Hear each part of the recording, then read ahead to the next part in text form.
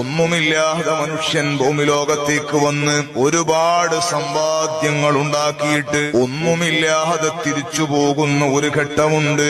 കൈ ചുരുട്ടിപ്പിടിച്ചിട്ടാണ് നാം ഈ ലോകത്തേക്ക് വന്നത്. ഞാൻ ഈ ലോകത്തെ കയ്യിലൊതുക്കുമെന്ന നിലക്ക് വന്നു. ഇനി തിരിച്ചു പോകുന്ന സമയത്ത് കൈ അങ്ങോട്ട് പിടിച്ചാൽ കിട്ടുന്നില്ല, കൈയൊന്നും ചുരുട്ടിയാൽ കിട്ടുന്നില്ല.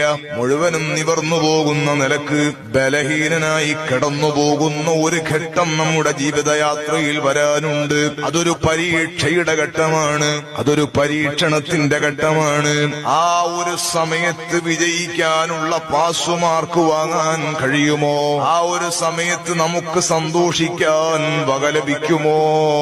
ഈ ജീവിതം കൊണ്ട് നാം ധന്യരാണ്. അവിടെ നമുക്ക് പരാജയം സംഭവിച്ചാൽ, ആ സമയത്ത് നമ്മളൊന്ന് പതറിപ്പോയാൽ, ഇതുവരെ ജീവിതത്തിൽ ചെയ്തത് മുഴുവനും നഷ്ടത്തിലാണ്.